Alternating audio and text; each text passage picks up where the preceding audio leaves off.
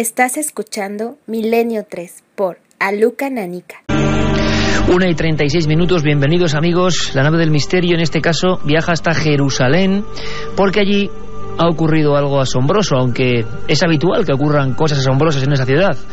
Al parecer se ha descubierto ni más ni menos, por lo menos eso dicen los que están promoviendo este sensacional hallazgo, ni más ni menos que la tumba de Jesús de Nazaret.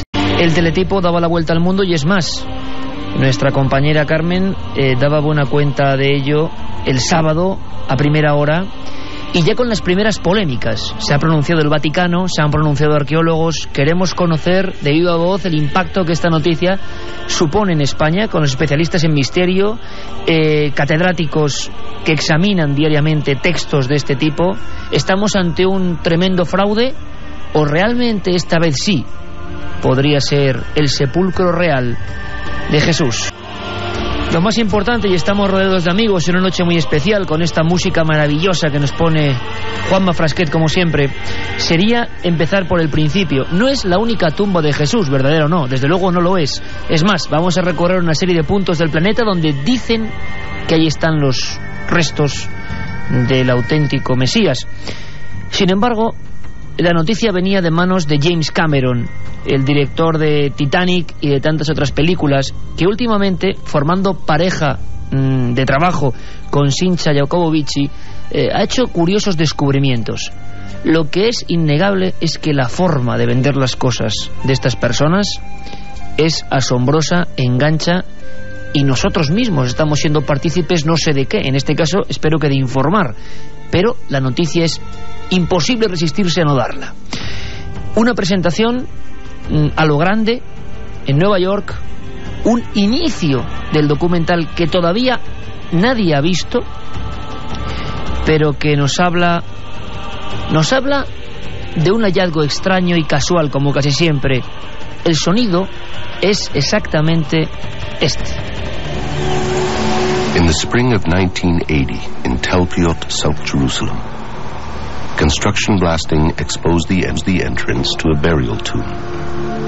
It was 2,000 years old.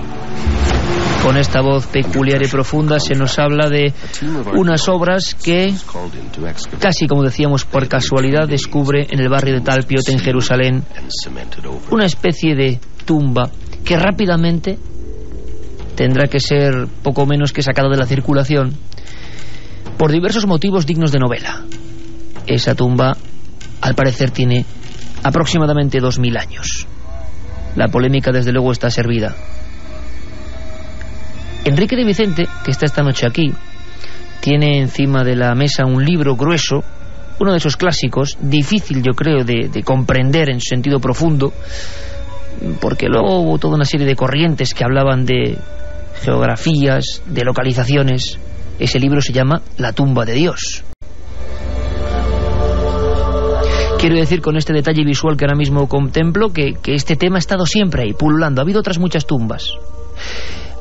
Enrique está aquí con nosotros. Buenas noches, director de Año Cero. Buenas noches, Iker y Carmen y Javier. No me digas todavía tu opinión, no me la digas. Javier Sierra, que por cierto, compañero, tengo que decir que mañana debutas en una sección que va a dar mucho que hablar. Javier Sierra, aparte de todos sus éxitos absolutamente reconocidos, como investigador, como escritor, va a ser a partir de ahora, Javier. Bueno, dilo tú. Buenas noches. Bueno, a partir de mañana pretendo convertirme en el hombre de los libros de este programa, porque además de ser escritor soy lector, y porque primero fui lector, evidentemente, que autor de libros, de novelas y de ensayos, y quiero transmitir la emoción que a mí me embargó leyendo algunas de las páginas que vamos a comentar a partir de esta semana en adelante, y quiero compartirla con todos los oyentes. No sé a qué alguien leyendo los mismos libros que yo leí sienta la misma necesidad que yo sentí de investigar por su cuenta el misterio que nos rodea. Pues con el hombre de los libros, con Enrique de Vicente, con Alberto Granados, que ya acaba de llegar de su viaje de exploración, de investigación intenso en México, estamos todos. El libro que tiene Enrique encima de la mesa, como tantos otros, podía ser digno de analizar ¿Se hará un libro sobre esto, sobre este hallazgo repentino? Carmen, lo más importante, última hora, y ahora enseguida damos las vías de contacto como siempre, porque sé que el tema de esta noche, caramba, va a incendiar el 7640. Siempre que se habla de Jesús hay polémica. Última hora, Carmen. Buenas madrugadas, Iker. Pues la verdad es que ha habido mucha polémica en esta semana, desde el sábado pasado que dimos la noticia, que conocimos que James Cameron, el director y oscarizado por esa película, por Titanic, también ha hecho documentales como El Éxodo Descifrado, que en 4 pudimos hacer un especial. Pues ha sido el productor ejecutivo de este documental, el periodista y cineasta de origen judío Sincha Jokovovich, director del documental. En el año 2002 ya presentó un osario con la inscripción Santiago, hijo de José, hermano de Jesús. En el documental lo que se dice es que se ha hallado en el barrio de Talpiot, en Jerusalén, una tumba que contenía los restos de Jesucristo, de la Virgen María, de María Magdalena y un supuesto hijo de esta llamado Judas. Este llamado osario de Jacob fue descubierto en unas excavaciones el 28 de marzo de 1980. En la rueda de prensa se dieron a conocer 2 féretros de piedra caliza que pudieron contener los restos de Jesús y María Magdalena. Al parecer, según los análisis de ADN realizados por un equipo de canadienses que se han hecho con esos restos que quedaban en los osarios, la persona que estaba en la urna que decía Jesús no tiene consanguinidad con la de la caja con el nombre de María Magdalena. En esa cueva, además, que tendría unos 2000 años de antigüedad, se hallaron 10 féretros, 6 de los cuales tenían inscripciones. Algunas de ellas decían Jesús, hijo de José, otro María o Mariamana, José, Mateo, que sería un familiar de Jesucristo, y Matías Judas, que sería el hijo de Jesús y María Magdalena. Desde luego que esta historia os tiene que sonar, no solo porque el hallazgo real sea el producido en el año 80, sino porque recientemente, en los últimos años, en el último lustro, varias veces hemos oído hablar de urnas de Jesús. Abrimos líneas ahora mismo, vamos a intentar que todos entréis en contacto para opinar, y enseguida conocemos de primera mano la polémica y la opinión primera, directa y sincera de nuestros especialistas. Lo que está claro es que Jerusalén siempre da una nueva sorpresa, un martillazo, una obra, una instalación, de repente se topa con algo. ¿Con qué? En voces ya, la mayoría, hay que decirlo, Carmen, iremos salpimentando el programa con declaraciones en contra de este documental. Muchas voces en contra y muy pocas, yo he encontrado en todas las noticias que se han emitido a nivel mundial, tan solo, aparte de las de James Cameron, Sincha Jokovovich y su equipo, pues una a favor. Nada más. Nada más. El Vaticano de momento en contra. El Vaticano sigue en contra, por supuesto. Ronda de opiniones. Enrique, que desde luego como gran pionero de estos temas, director de esa revista, que además, yo te agradezco personalmente, Enrique, la entrevista, muy curiosa y muy sentida, que has hecho a Carmen y me has hecho a mí, y esa renovación integral de Año Cero. Bueno, yo os tengo que dar las gracias porque tras haber leído todas las entrevistas que habéis concedido a muchos medios, me siento muy orgulloso de que me hayáis contado para Año Cero esas cosas tan íntimas, esas experiencias paranormales tan íntimas y tan sentidas, porque Carmen se emocionaba y se le saltaban las lágrimas cuando me hablaba de esas experiencias íntimas y personales. Bueno, estábamos a gusto, ¿verdad? Sí. Y abrimos el corazón un poquito. Enrique, muchos éxitos, de verdad, con esta nueva etapa. Ahora bien, tu opinión, tumba de Jesús, una vez más, y con un despliegue sin precedentes. ¿Qué opinas? Bueno, lo que opino es que no me lo creo.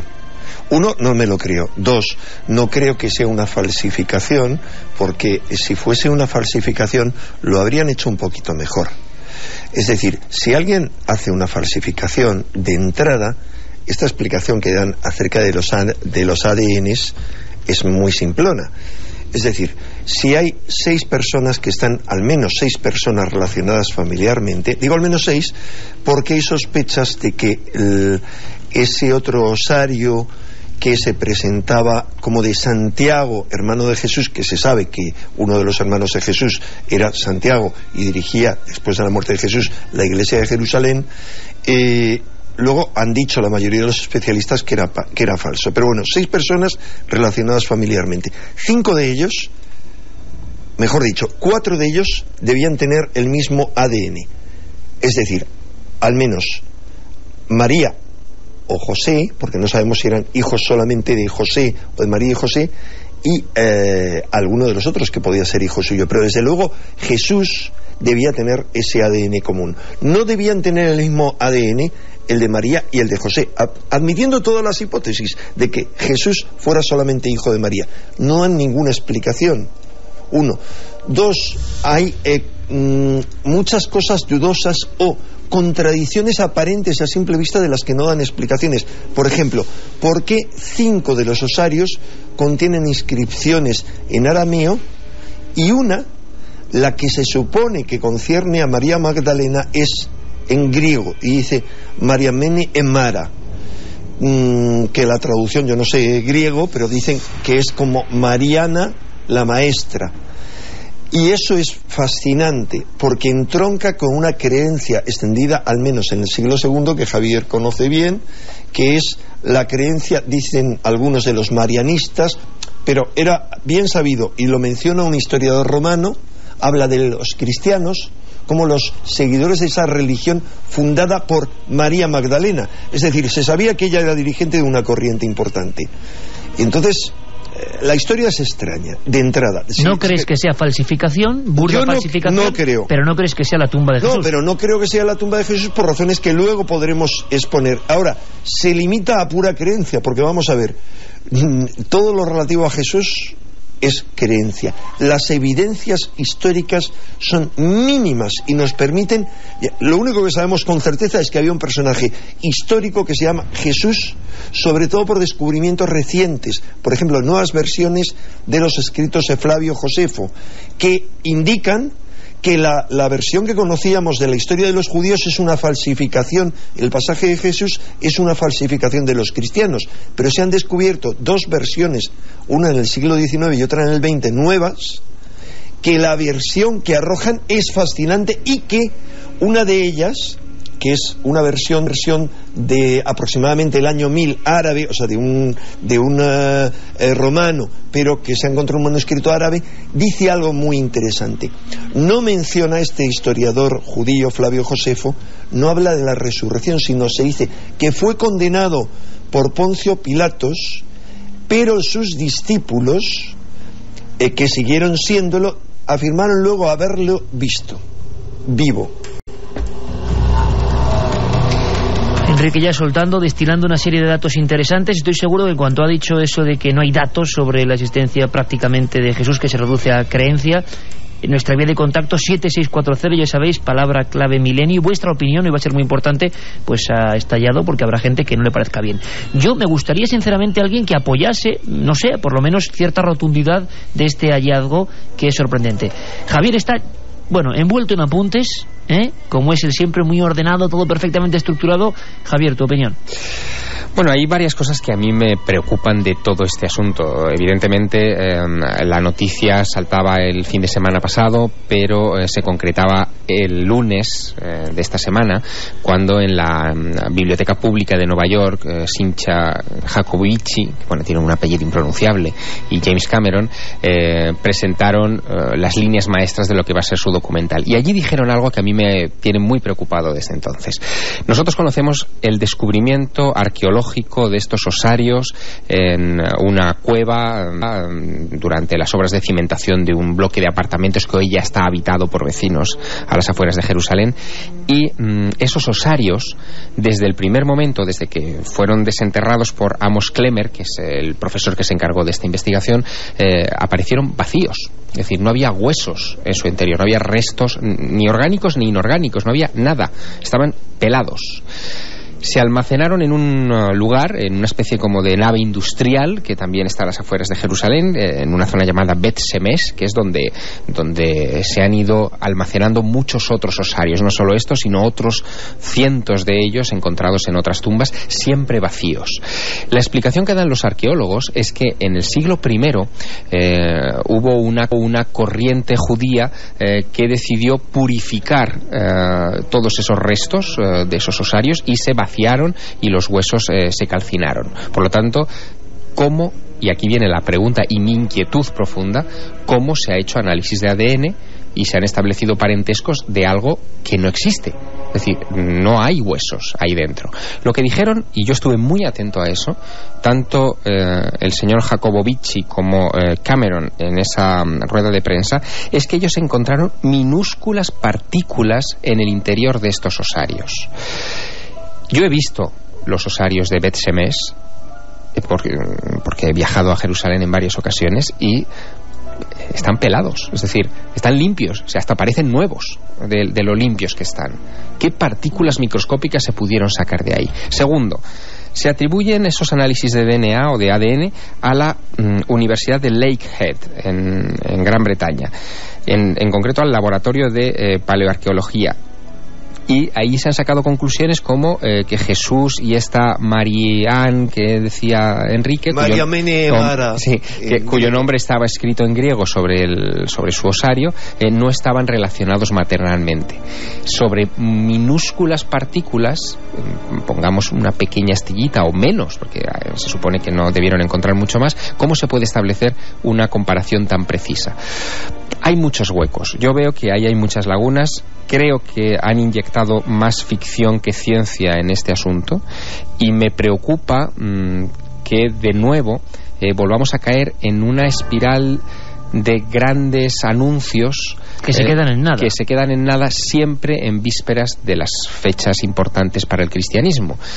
Esto ha sucedido a un mes de la Semana Santa. Es decir, el documental se va a emitir este domingo en el canal Discovery de los Estados Unidos y va a saltar a los canales europeos, en concreto a los anglófonos, inmediatamente para las fechas de Semana Santa. Esto ya ha sucedido antes.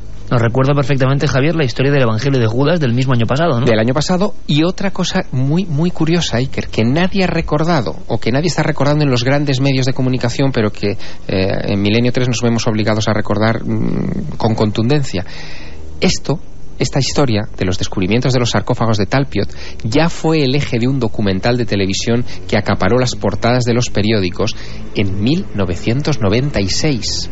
Te daré una fecha. The Sunday Times, el periódico más importante de Gran Bretaña, el periódico dominical más importante de Gran Bretaña, publica en portada el 31 de marzo de 1996 con grandes, enormes titulares la historia de estos sarcófagos, porque un documental de la BBC que se titulaba The Body in Question, el cuerpo en cuestión, hablaba precisamente de estas inscripciones y especulaba con una idea que es muy cara en algunos sectores intelectuales, sobre todo anglosajones, ¿no?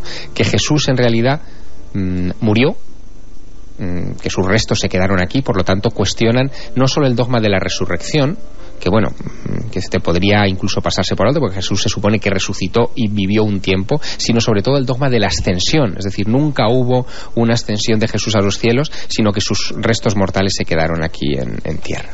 Sí, eso es lo más fuerte, y que esto está cuestionando la creencia fundamental de todo el cristianismo. O sea, el cristianismo solo fundamentalmente se basa en la resurrección de Jesús. Y esto es grave, es fuerte, e incluso hasta muchísimas corrientes heréticas, no todas, cristianas, sostienen la resurrección en muchas de sus formas, no todas, y desde luego los musulmanes, por ejemplo, no admiten y dicen que Jesús no murió crucificado. En la segunda hora vamos a recorrer otras supuestas tumbas de Jesús, vamos a conocer la polémica sobre estos asuntos y una cosa de última hora, nos acaban de llegar documentos sonoros de precisamente uno de los protagonistas, el polémico Sincha Jacobowicz, Javier, incluso casi, tú los has estado analizando y tienes hasta casi la posibilidad de hacer una traducción simultánea, ¿te parece? Vamos a ello. Escuchamos a Sincha Jacobowicz. Dice que no tenemos ninguna prueba física de la existencia de Jesús, ningún documento escrito de su puño y letra o ese tipo de cosas. Y añade que así que lo que este documental y su investigación consiguen es traer a la luz por primera vez pruebas físicas, tangibles, arqueológicas y en algunos casos evidencias forenses que serían útiles en cualquier investigación criminal o de ADN.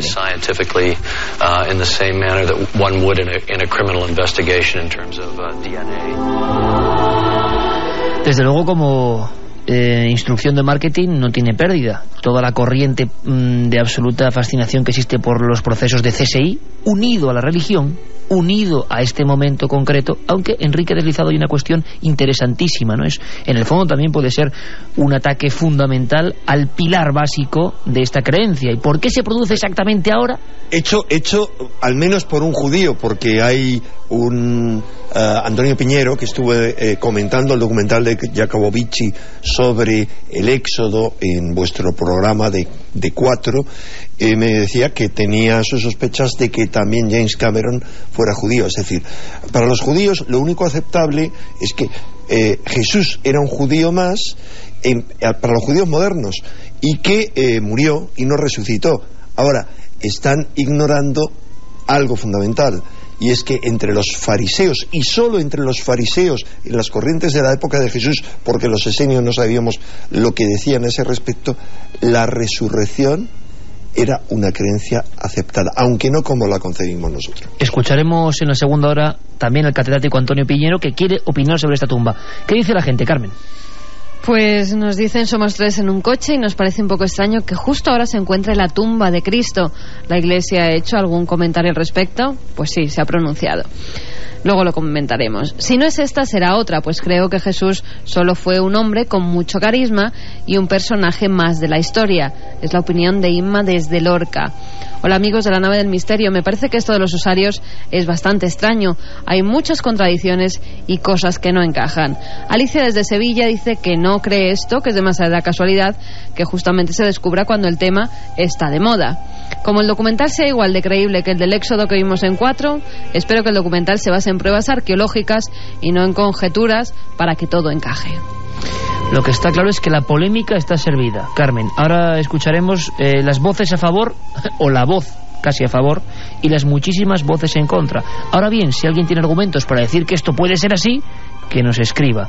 El debate va a continuar. Tumba de Jesús, ¿un fraude o una verdad?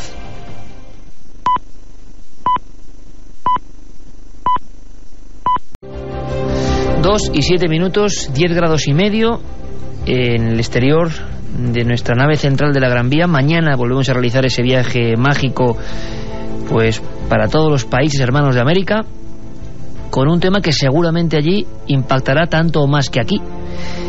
La tumba de Jesús, en el barrio de Talpiot, la ha presentado James Cameron, ni más ni menos, director de Titanic. Al parecer, una investigación forense digna del CSI revela no solo que allí estaban los restos del Mesías, sino de su familia. Por cierto, entre sus miembros, entre comillas, ni más ni menos que María Magdalena y un hijo. ¿Hacen falta más elementos para que algo sea polémico y venda todo lo vendible, desde luego, en todo el mundo en los siguientes meses? Con esto yo, desde luego, no quiero decir que sea un fraude, porque no lo sé. Me parece curioso, pero no lo sé. Carmen decía que se han recogido muchas voces en contra y muy poquitas a favor. Vamos a escuchar la voz a favor. Pues la voz a favor es de Andrei Feuberger, que es profesor de estadística de la Universidad de Toronto.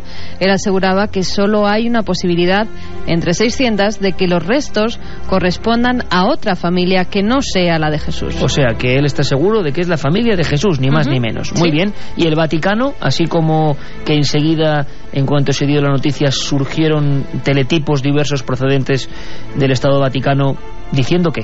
En voz de Fabrizio Visconti, secretario de la Comisión Pontificia de Arqueología Sagrada, pues este ha asegurado que este hallazgo ya fue anunciado en su día, y el arqueólogo Amos Kluner explicó entonces que se trataba de una tumba familiar que contenía los osarios con las inscripciones de los nombres Jesús, Marta, María, nombres muy difundidos en el siglo I después de Cristo. Además, estos nombres, especialmente el de Yeshua o Joseph, Jesús, hijo de José, es muy normal y se ha podido contar en más de 60 ocasiones.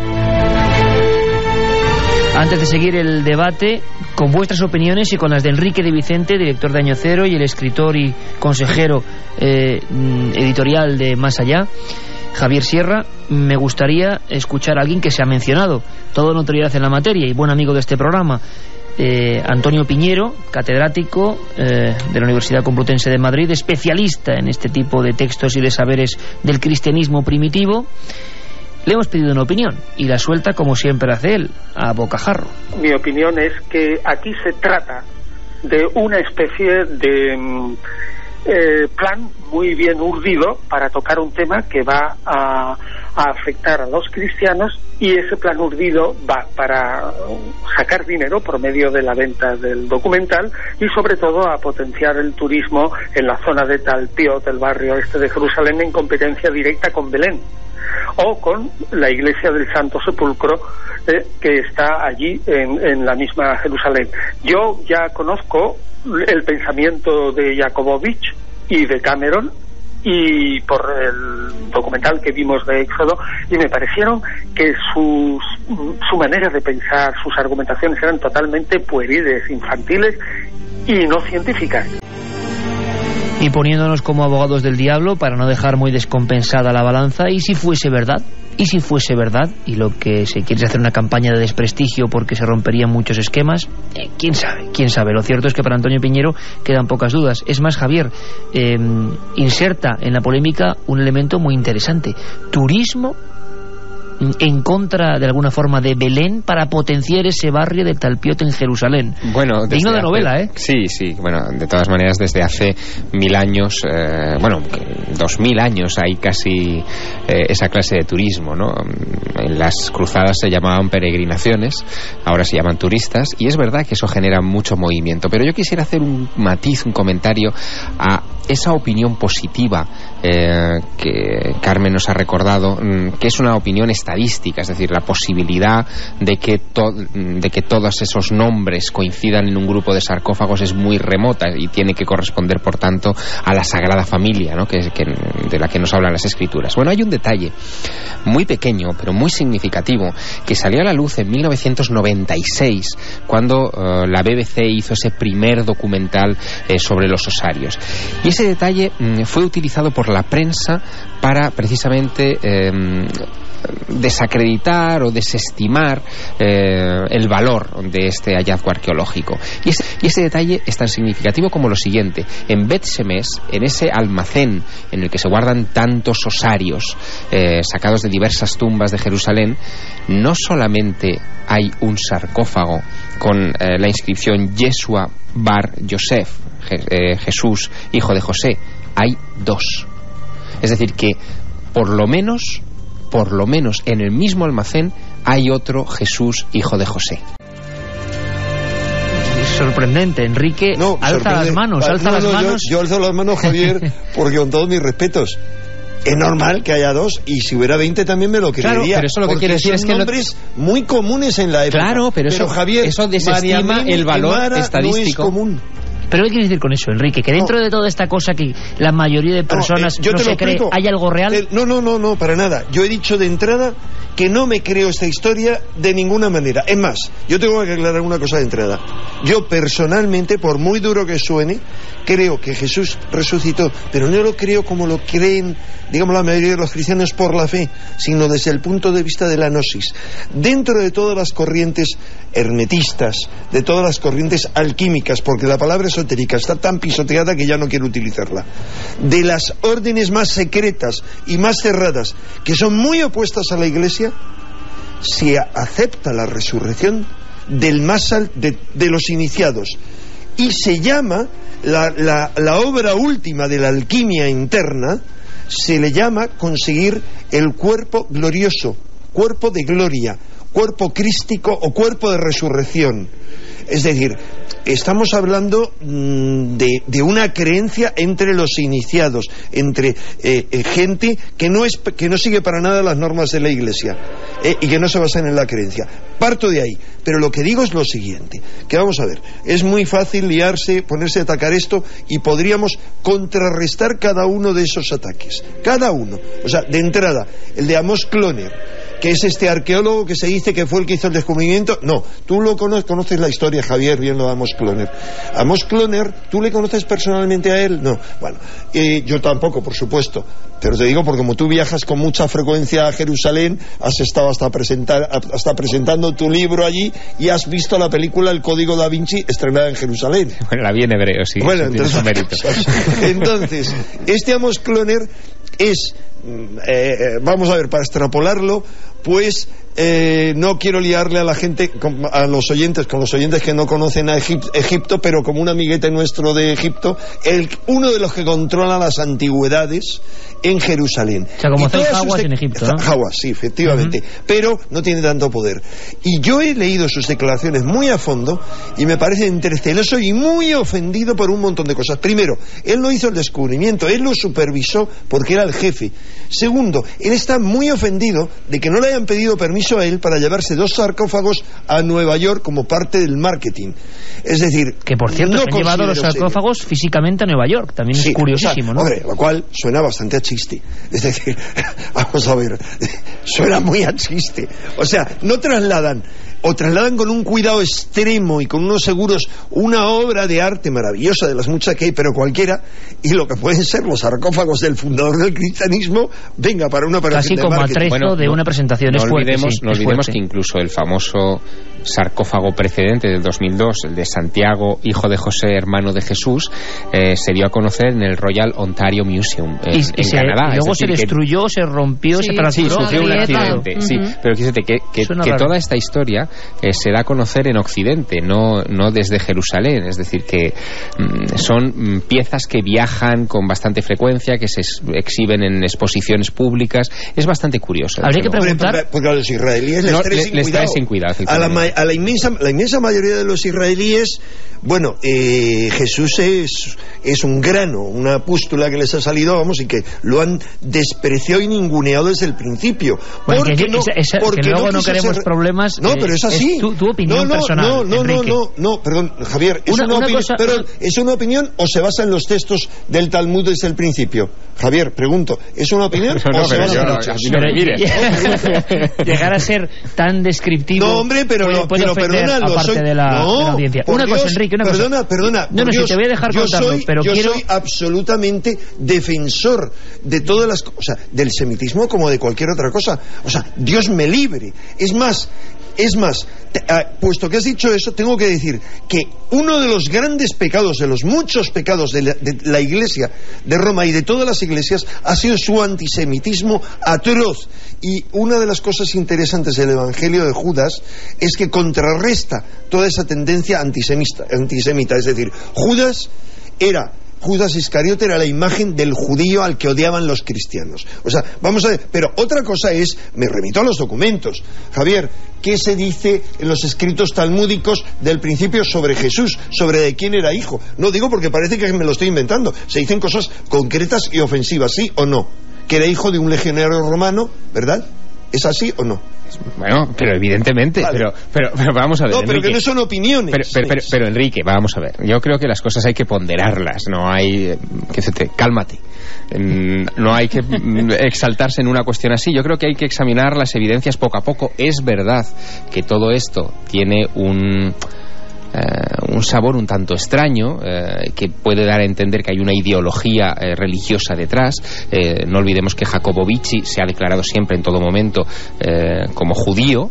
Él no ha ocultado nunca esa condición, y además se da una circunstancia muy particular. El documental previo a este, que ahora va a causar conmoción en los Estados Unidos y probablemente cuando llegue a España también causará el mismo efecto, fue el documental que emitiste en el programa de Cuarto Milenio el 25 de diciembre, la noche del 25 de diciembre, sobre el Éxodo. Y ese documental trataba de probar la literalidad del Éxodo, es decir, la parte del Antiguo Testamento en la que creen evidentemente todos los judíos, mientras que este otro lo que trata es de desmontar la literalidad del Nuevo Testamento, la resurrección de Jesús o ascensión de Jesús, con pruebas que demuestran que Jesús era un humano normal y corriente. Luego, esas dos polos, apoyar la literalidad del Antiguo Testamento y desmentirla del Nuevo, entran perfectamente dentro de un esquema religioso muy concreto. Y al final, Javier, lo interesante, y mucha gente lo estará captando así, es que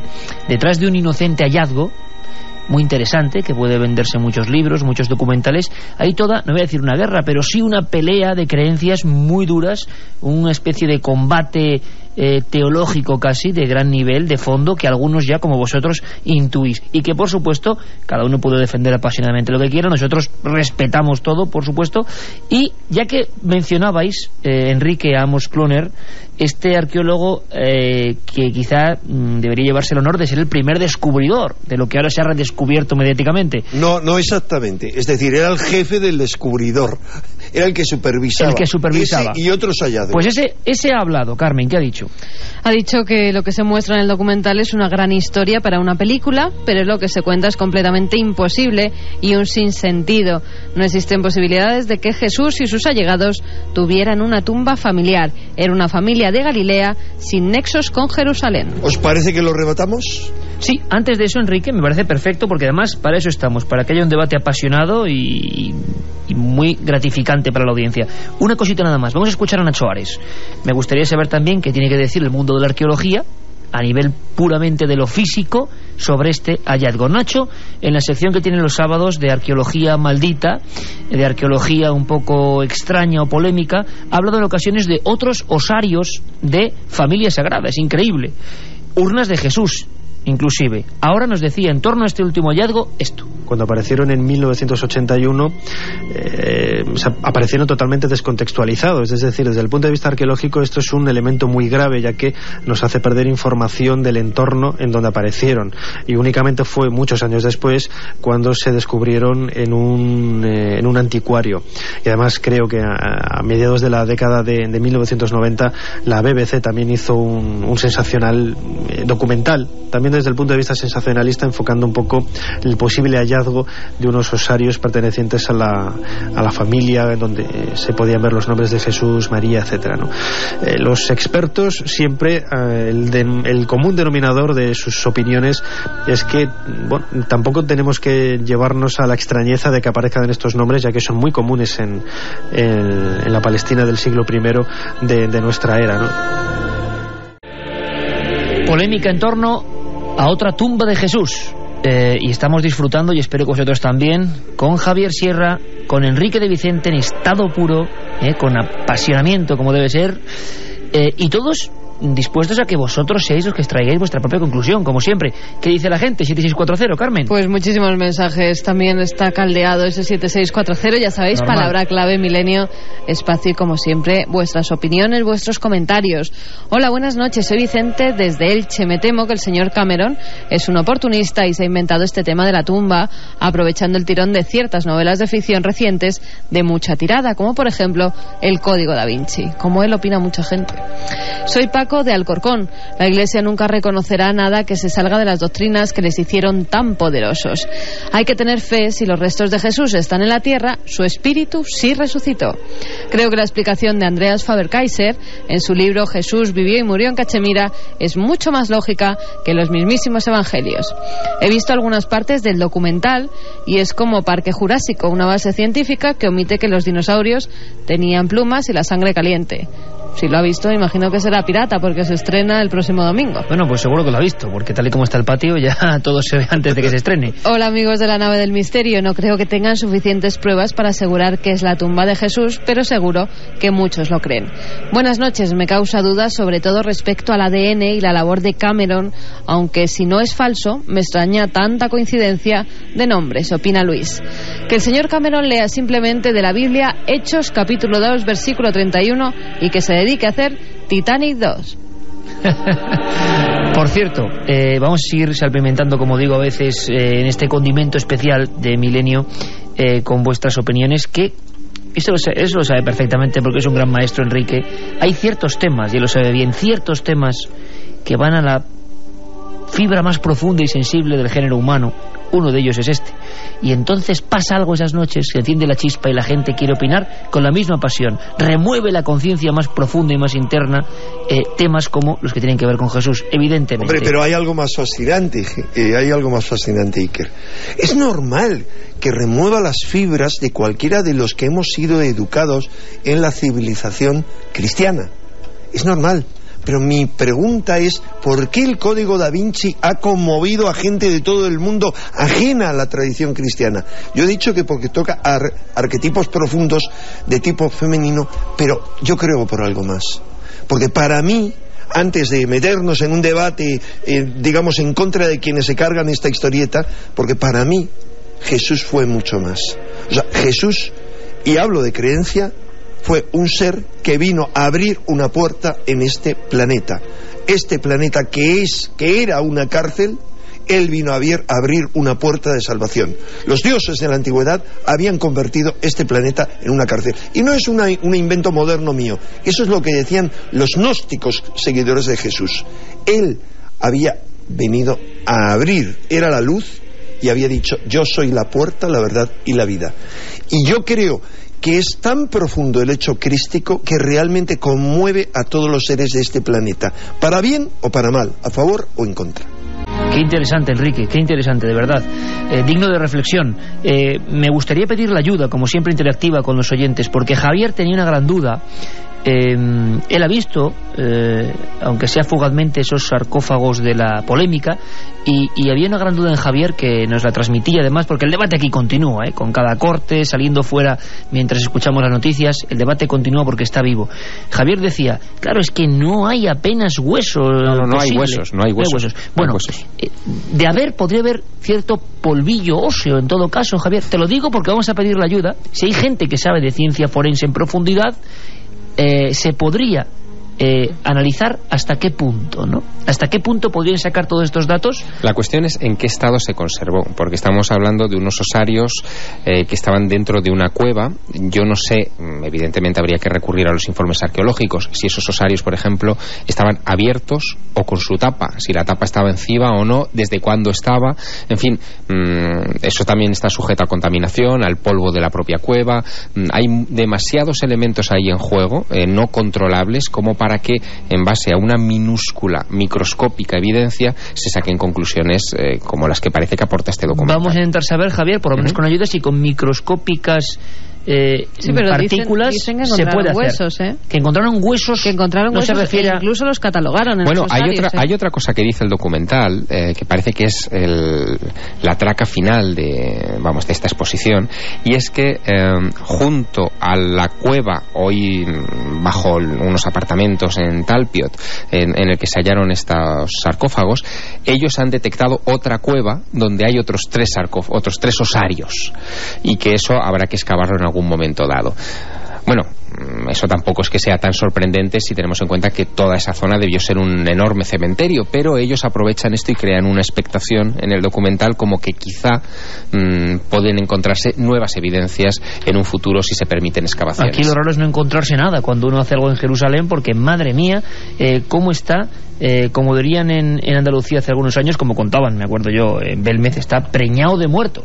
Eso decían en Belmez, por cierto, días antes de que aparecieran las caras. Pero Iker, eso cualquier ciudad antigua, es decir, si tú te vas, por ejemplo, a Luxor, que es una ciudad de la que Javier y yo somos muy amantes, que ha sido durante milenios la capital de un imperio, del imperio egipcio, y tienes amigos que te permiten entrar a sus casas, te abren de repente una piedra y ves que toda la ciudad de Luxor está socavada, o sea, por debajo hay estatuas, hay restos, pero estatuas completas. Madre mía. O sea, en cualquier ciudad antigua, y cómo no en Jerusalén, hay estratos y más estratos y más estratos, y se harán constantemente descubrimientos. Entonces, ¿cuántas verdades duermen bajo el suelo, Enrique? Sí, pero cuidado, un tema que nos queda ahí pendiente sería ver qué fundamento tienen esas afirmaciones de Amos Clodo. Por eso quiero que antes de que tú te pronuncies, escuchemos, si os parece, en boca de Carmen,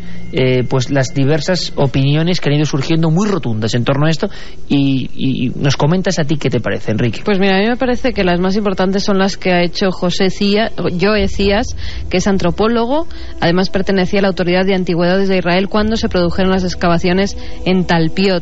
Tuvo que catalogar, y eso ha asegurado en distintos medios, los restos de los esqueletos de los osarios. O sea, que había esqueletos en esos osarios. Decía... Pero se dijo en todo momento que no, en el 96, en el 80... Es decir, ahora los medios ya hay en boca de él recogen que sí. Es que esto hay unas informaciones contradictorias de enorme calado. Todas.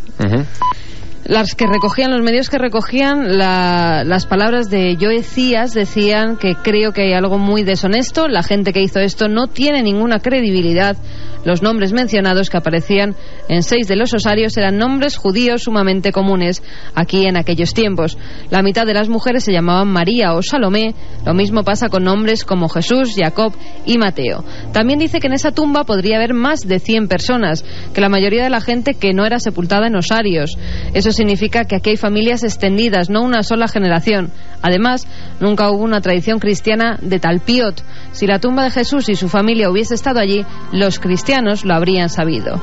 Viniendo Jesús de una familia humilde, no creo que hubiera tenido dinero para comprar una tumba, y si hubiese una tumba familiar, esta habría estado en Nazaret y no en Jerusalén. Pues yo me lamento disentir en alguno de los puntos. Insisto, yo no me creo para nada, de ninguna manera, que esa tumba sea la de Jesús y su familia, como no creo que sea la tumba que algunos veneran en Japón, o la tumba llamada el Rozabal en Srinagar. Vamos, que es de chiste pensar que esa sea la tumba de Jesús. ¿Es de chiste la famosa de Cachemira? Sí, la de Japón no la conozco, pero vamos a ver, tampoco creo que esté cerca de Rennes-le-Château, como afirma en este libro, ni incluso otra historia fascinante, que algún día contaremos en extensión, pero fascinante, y que es una creencia extendida entre un montón de órdenes, entre otras, entre grandes maestres de la Orden de Malta, de que en sus tierras estaría la tumba de Jesús. En sus tierras en el sur de Francia. Es una historia increíble que en su día contaremos con todo detenimiento y que está ligada a toda la historia del cura de Rennes-le-Château. No creo en nada de eso. Sin embargo, lo que dice este señor, este antropólogo, como lo que dice el jefe de antigüedades, pues no tiene fundamento desde mi punto de vista. Vamos a ver. Partimos de que Jesús, la familia de Jesús, vale, debería estar en Nazaret y son una familia de Galilea, del reino del norte, ¿ok? Vale.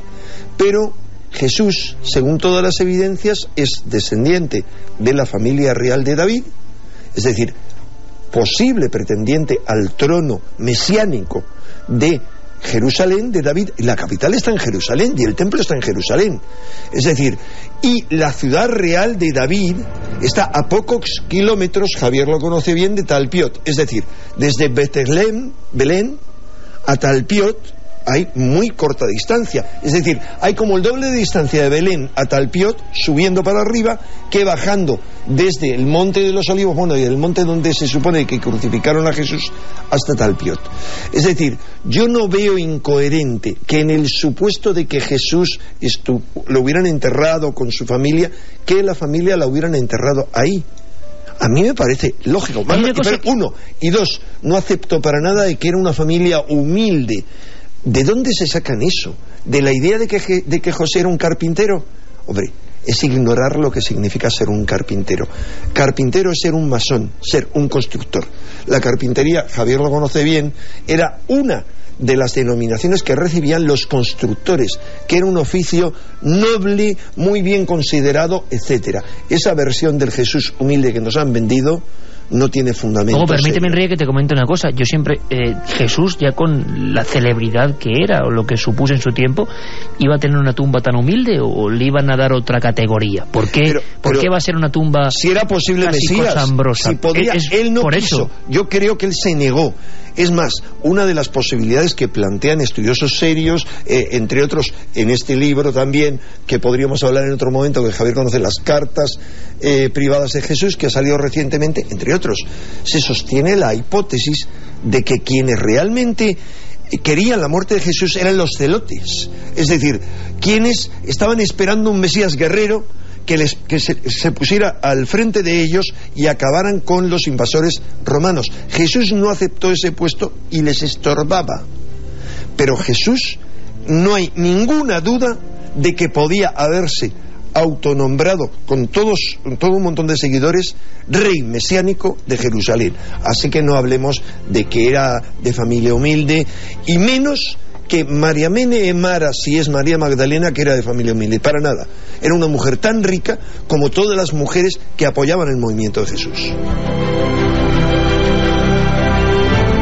Javier, Enrique, a ver qué opináis de esta segunda declaración del catedrático don Antonio Piñero, que nos habla de la tumba que oficialmente es la de verdad, vamos a llamarlo así. Es que la tumba de Jesús ya se ha encontrado. Es decir, la Iglesia del Santo Sepulcro es una tradición que viene por lo menos desde el siglo III, es decir, de los años 200 y pico. Es bastante difícil que nosotros podamos encontrar, porque es que se ha machacado todo Jerusalén arqueológicamente, y es muy difícil que podamos encontrar algo que tenga un respaldo de 1700 años. Yo personalmente soy escéptico también respecto a lo que los arqueólogos que tienen un marchamo, es decir, un sello de catolicismo, defienden como seguro al 100%. Yo le digo a quienes nos oyen que a mí me parece que esa tumba del Santo Sepulcro pues es probable que tampoco sea de Jesús. Javier. Fíjate, Iker, que la tumba del Santo Sepulcro fue arrasada por completo. La primitiva iglesia bizantina que albergaba la tumba del Santo Sepulcro en los primeros siglos del cristianismo fue arrasada por el califa Jaquín en un acto de locura en el año 1009, y fue lo que provocó que Pedro el Ermitaño y el Papa Urbano II convocaran la primera cruzada. Es decir, que estamos hablando realmente de temas de una sensibilidad enorme y que tanto entonces como ahora. Exactamente, y que se están planteando quizá con una ligereza por parte de los medios de comunicación y por parte, bueno, de quienes están promoviendo estas cuestiones, porque en el pasado este tipo de cuestiones han desencadenado guerras, muertes, depredación y las peores cosas de las que el género humano es capaz, ¿no? Curiosísima reflexión también, Javier, porque esto que nos puede sonar a noticia pintoresca con la que se rellenan muchos minutos de televisión, hay que decirlo, nuestro programa evidentemente tiene que dedicarle un programa a esto y a las otras tumbas de Jesús.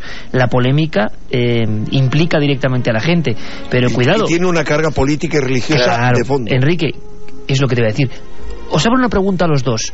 Yo creo que hayas tocado otra fibra sensible, Javier. En este momento preciso, tal y como está el mundo, y esa área siempre casi radiactiva a punto de estallar, que surjan noticias de estas, aquí en juego, sea verdad o no, que parece que entre todos creemos que está bastante alejado de la verdad, pero dejando siempre esa duda, ¿hay más en juego necesidad de imposición de una creencia o dinero?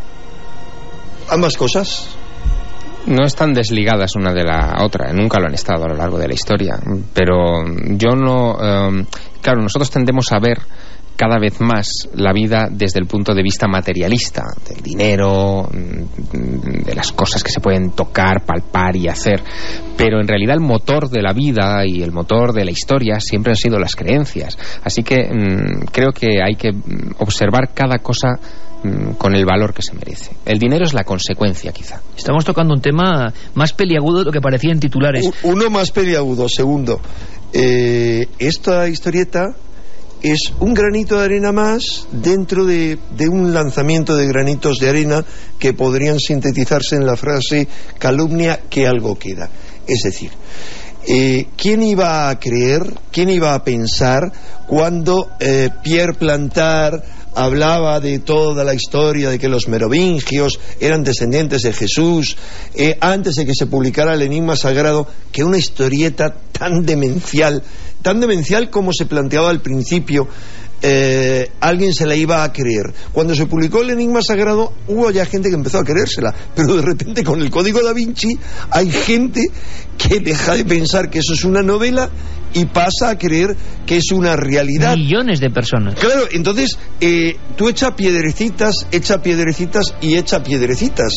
y resulta que pasamos de una falsificación y una mentira, como para mí es la historia de Jesús tal como nos la han contado, tal como nos han deformado esa historia, como esta mentira atroz que nos tratan de mentir ahora con esto y con otro montón de historias, que yo tengo mis sospechas de que obedecen a un plan maestro para derrumbar totalmente la historia de Jesús. Yo tengo que pensar en eso y podría establecer relaciones. Eso sí que es una buena novela, Enrique, Plan maestro de fondo en todo esto. Ya hay novelas, como sabes tú, Javier, hay alguna novela acerca de la conspiración que implica todo esto. Escuchamos declaraciones sobre precisamente personas que unen todo esto a un nada casual efecto Da Vinci. Carmen. Lawrence Steiger, profesor de la Universidad de Harvard, ha afirmado que el hallazgo explota la idea que la novela de Dan Brown, El Código da Vinci, difundió por el mundo, que Jesús y María Magdalena habían tenido un hijo. También la Liga Católica... Dice que una hija en el código. Sí, además nos apuntan aquí, me tenéis un poco despistada, ¿no era una niña llamada Sara lo que tuvo María Magdalena? Nos dice uno de los comentaristas pues nadie sabe de Milenio 3. Desde la Liga Católica de Estados Unidos dicen que esta entidad, que defiende los derechos de los católicos en ese país, ha emitido un comunicado en el que decía que el documental era un fraude titánico. Además apuntaron que no hay tiempo de Cuaresma sin que un autor o un canal de televisión busque lanzar nuevas dudas sobre la divinidad de Jesucristo o de su resurrección. Casi un segundo de respiro porque, caramba, creo que las opiniones siguen incrementándose, Carmen, y algunas, claro, con ese tono de la polémica o ese tono de la pasión casi exacerbada, ¿no?, cuando hablamos de Jesús. La verdad es que sí, Iván nos dice, es falso, solo un reclamo publicitario destinado a desprestigiar la religión católica en favor del dogma judío. Este tema es apasionante, sobre todo porque todo el mundo sabe que Jesús tuvo descendencia, aunque la tumba sea falsa. Solo hay que mirar el Nuevo Testamento con otros ojos. O sea, un ejemplo que decía Enrique, gente que ni siquiera pone en duda, yo lo pongo en duda todo, pero hay gente que ni siquiera pone en duda, por ejemplo, ya que Jesús tuviese descendencia. Un arqueólogo de Tenerife que nos escribe y dice que va a ser muy complicado hacer pruebas con tan poco material. Soy creyente cristiana, pero no Interesante creo... esa aportación, ¿eh? Pero no creo que Jesús resucitara en carne y hueso. Pienso que era un alma iluminada. Isabel desde Pamplona. También se preguntan que cuántos supuestos sepulcros de Jesús hay y en cuántas ciudades. María Jesús dice que es otro bluff como el Código da Vinci. Si Jesús cobrara por derechos de imagen, ríete tú de Bill Gates. Alberto desde Alicante, buenas madrugadas. ¿Por qué hay tanto empeño en desmantelar las doctrinas cristianas? ¿Por qué no intentar desmentir la existencia, por ejemplo, de Buda o de Mahoma? Puentes, que dice que yo creo que lo importante fue el mensaje que nos trajo y el camino a seguir. Interesante, otro pequeño bloquecito porque son cientos y cientos de mensajes. Curioso también, ¿no? Hay esta conspiranoia interna de haberla. Enrique, Javier, abro la pregunta por supuesto como siempre, ¿con otras figuras o por qué Jesús es precisamente el atacado? Bueno, yo creo que quizá es el grado de evolución de la sociedad o del mundo cristiano, ¿no? Que ha llegado a un punto, digamos, de tanta autocrítica que no le pesa poner en jaque sus propios dogmas, cosa que no ha sucedido en otras sociedades y que probablemente tardará mucho en ocurrir. Y también hay menos miedo en comentaristas, escritores, documentalistas, etcétera, en poner en solfa ese tipo de dogmas de la cristiandad que no de repente hablar del Islam, porque de repente unas caricaturas arman un revuelo internacional colosal. Puedes publicar una caricatura de Jesús y eso puedes, sin problema. Claro, y puedes poner a un Dios vestido con zapatillas, pero cuidado, no vayas a hacer algo con el Islam. Con el Islam. Eso está clarísimo. No con el budismo. El budismo realmente, aunque hay corrientes budistas que no tienen nada que ver unas con otras, pero que son muy radicalmente distintas, la figura de Buda es que no les preocupa. Primero, es intocable. Segundo, no hay un Buda, hay muchos Budas. Y es que da lo mismo que fuera blanco que negro, porque ni es Dios para ellos, ni para el budismo más puro existe el concepto de Dios tal como lo concebimos. Cosa que viendo el panorama, Enrique, dice bastante de la tolerancia en general, del ámbito de la mayoría de los budistas, salvo una corriente que triunfó en Japón. Respecto a lo que ocurre, por ejemplo, con el Islam, que es cierto que todavía, hombre, cada vez se habla más, pero mucho cuidado porque a la mínima, caramba. Considera quiénes fueron los fundadores. ¿Por qué se conoce a Buda? ¿Cómo se conoce a Buda? Buda, la imagen que tenemos es un señor meditando en una posición quieta debajo de un árbol, unido a la naturaleza. ¿Y cuál es la imagen que tenemos de el profeta Muhammad, Mahoma? Es un guerrero, es un conquistador que echa a los infieles y echa a quienes se le oponen, como el profeta de Alá. Es decir, yo creo que eso lo dice todo. Vamos a ver si nuestro compañero Juanma Frasquet tiene ese documento que decíamos antes de una voz que dice mucho, seguro, los amantes del misterio, y sobre todo en Cataluña, un gran investigador del que espero que hables en tu sección de libros, Javier, porque se merecerá unos cuantos capítulos. Lo haremos. Mucho mito, también polémica, historias, cuando cualquier descubridor, cuando cualquier explorador, pues la verdad es que desaparece de forma prematura y desgraciada, pues se generan un sinfín de suposiciones, pero lo cierto es que Andreas Faber-Kaiser hizo trabajos que provocaron un fenómeno muy anterior al del Código da Vinci. Él creía que la tumba real de Jesús estaba ni más ni menos que en Cachemira. Este documento nos lo trae Javier Sierra. Lo escuchamos. Hay una hipótesis basada en datos concretos de que Jesús, en los años en los que no tuvo ningún papel en Palestina, desde los 12 a los 30 años de su vida, en los que la Biblia no lo cita para nada, solo dice que iba creciendo y ya está.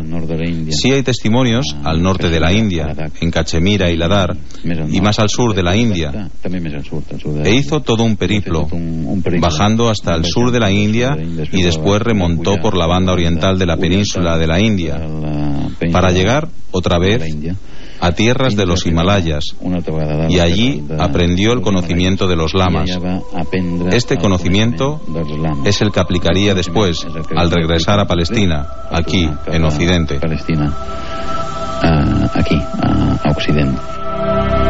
Año 76, editorial ATE, Jesús vivió y murió en Cachemira. Yo creo que fue un escándalo en su tiempo.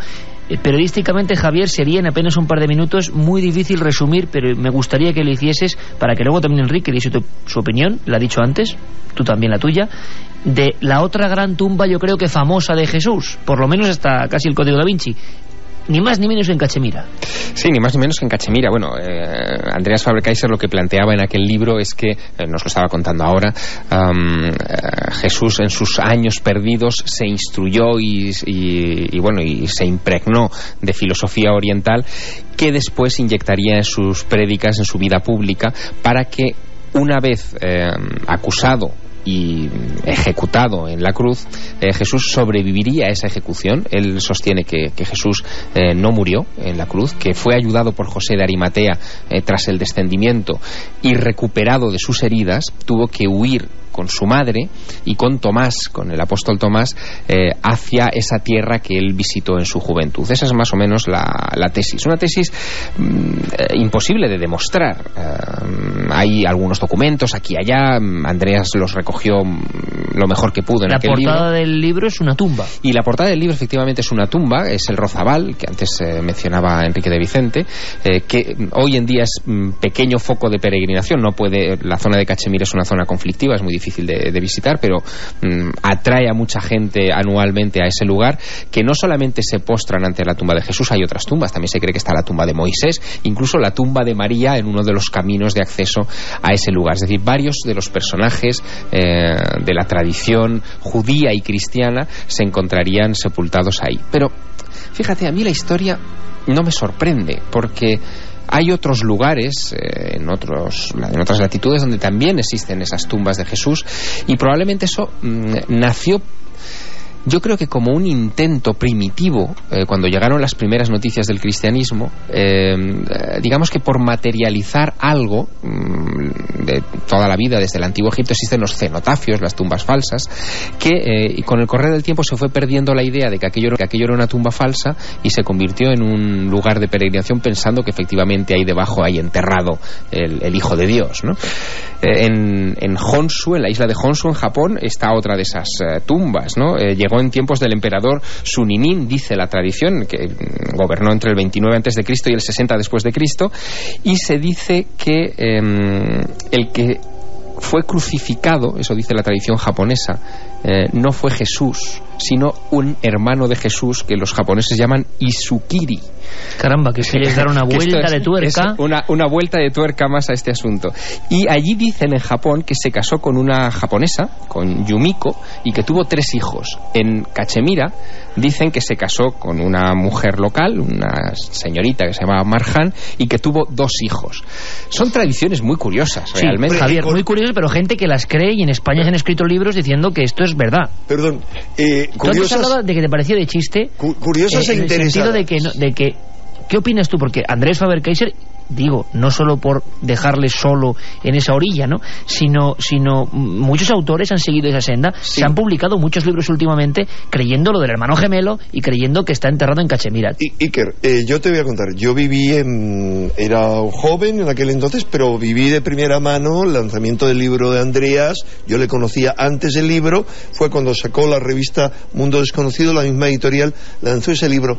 No armó tanta polémica, no fue una cosa, no provocó tanta conmoción justo cuando salió, no hubo nada especial. Hombre, era un momento muy adecuado porque era justo cuando se moría Franco, y fue a continuación eso. Si hubiera sido antes, no, pero sí armó revuelo internacional. El libro fue traducido en muchos países. Pero tardó. Javier, vamos a ver, el gran mérito de Andreas es, primero, que él es el primer autor occidental que se atreve a darle fundamento a una creencia que era reducida a una secta del Islam chií o chiita, que son los Ahmadiyas, que son los seguidores de uno de los muchos Mahdis o Mesías del chiísmo. Y entonces una de las corrientes más pacíficas. Y estos, que tienen mucha prominencia ahí en Cachemira, se basan en otra cosa, en la cantidad enorme de judíos, de colonias judías que se establecieron desde la antigüedad en Cachemira, y en otro hecho que los cristianos aceptan como histórico, aunque es legendario, y es que Tomás fue a evangelizar India y pasó por Cachemira. Pero hay algo fascinante. Tomás, el nombre de Tomás, el evangelizador de la India, Tahoma, solo significa en griego el gemelo. Y sabemos por los evangelios gnósticos que repiten una y otra vez la palabra gemelo, es decir, al menos los gnósticos, muchas de cuyas corrientes penetraron en la India y en China a través de la India, creían que Tomás era el gemelo de Jesús. Así que una creencia aparentemente absurda en Japón, diciendo ¿qué invento han hecho? No, con toda certeza obedecía a una creencia deformada de corrientes heréticas cristianas que habían llegado hasta Japón. Pero solo es eso. Después, efectivamente, Andreas tiene el mérito de que muchos le imitan, pero años después, tardan muchos años, como tú sabes, Enrique, Javier. Todas las tumbas que se veneraron en pequeñas comunidades o que fueron se arrojó luz sobre ellas por algunos investigadores, como este caso, ¿no tienen ningún crédito para ti, las 4 o 5 que existen? Ningún crédito. Javier. Ni esas ni alguna que está todavía por salir a la luz. Yo estoy con Enrique.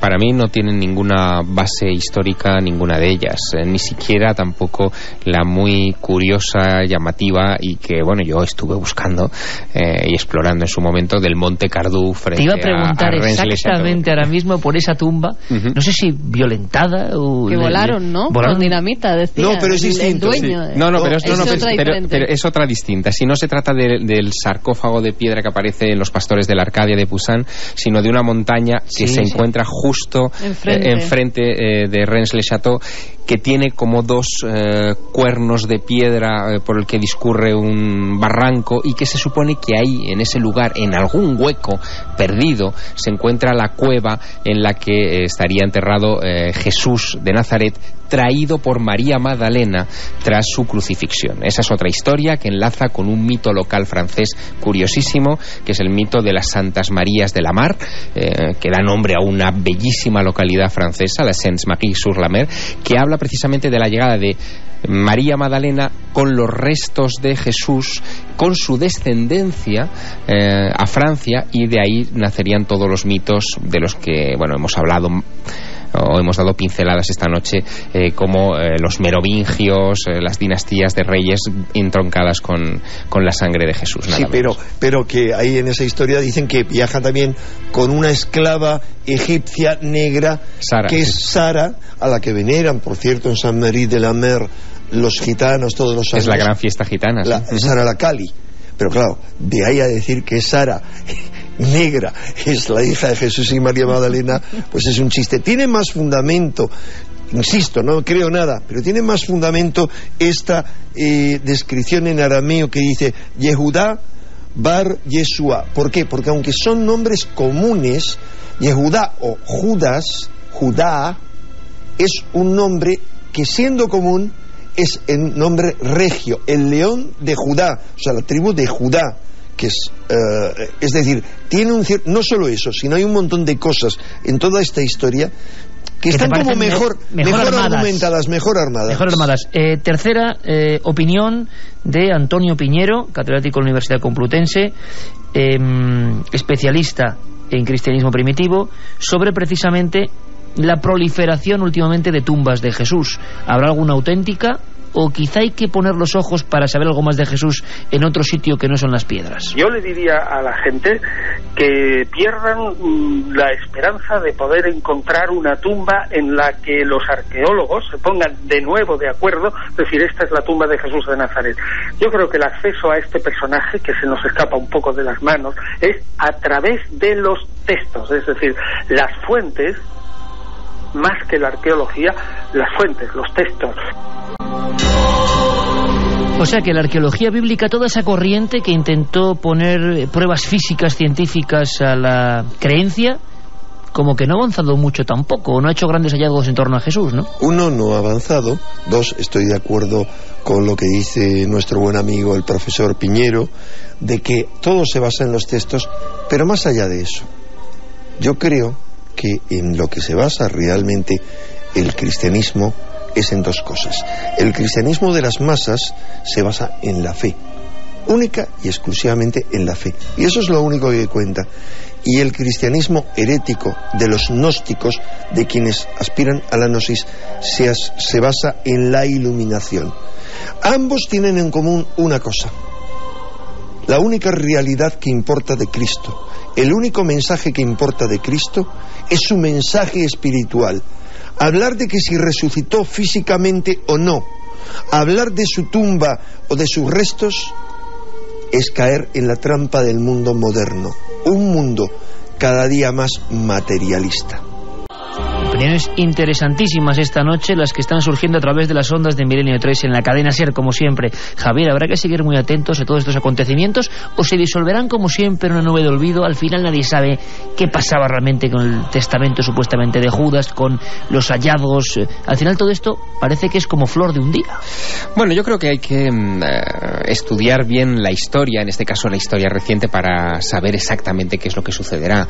Lo que ocurrió en 1996, cuando se aireó el documental de Charles Mann, The Body in Question, que fue la primera vez que se tocó este asunto de los sarcófagos o de los osarios en un medio de comunicación así con un gran despliegue de medios, terminó pasando desapercibido al poco de la Semana Santa de 1996. Nadie volvió a hablar de este asunto. Incluso cuando alguna revista, alguna publicación arqueológica ha publicado algún informe sobre los osarios, bueno, arma cierto revuelo, tiene reflejo en 2 o 3 notas de prensa de medios de comunicación de acceso público generalista, pero inmediatamente después se olvida. ¿Por qué? Pues muy sencillo, porque no se puede ir más allá. Como decía Enrique hace exactamente un minuto, si te quedas solo en la materia nunca vas a trascender, te vas a quedar ahí. Del hueso, de la piedra, no se puede sacar ninguna lección, mientras que del espíritu o del mensaje se pueden sacar muchas. Muy interesante, Javier. Últimos mensajes, Carmen. Bueno, Jesús nos dice: creo que la resurrección del Señor no tiene ya vuelta de hoja. La síndone es un as en la manga de Dios. ¿Se podría referir Jesús a estos descubrimientos cuando dijo: no creáis cuando os digan que estoy aquí o allí? Vendrán falsos profetas. Nos lo escribía Roberto desde Madrid. ¿Os habéis preguntado alguna vez que el buscar los restos de Jesús puede ser por el miedo intrínseco de los humanos a la verdad? Guillermo desde Ciudad Real. Y mañana dirán que San Juan Bautista era su hermanastro. El caso es dejar paso al maligno, nos dice Paquito. Dejar paso al maligno. Tumba familiar con sarcófagos de piedra, o sea, de lujo, un carpintero de pueblo. Huele a lío, dice Manolo, vigilante de Alicante. Pero ¿cómo dicen que es Jesús si no hay muestras de ADN para comparar? Me huele a dinero, nos dice Fernando.